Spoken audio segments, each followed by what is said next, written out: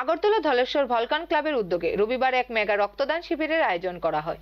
এই রক্তদান শিবিরের উদ্বোধক ও প্রধান অতিথি হিসেবে উপস্থিত ছিলেন সমাজসেবী রাজীব ভট্টাচার্য, মেয়র দীপক মজুমদার এবং কর্পোরেটর মণিমুক্তা ভট্টাচার্য সহ অন্যান্যরা।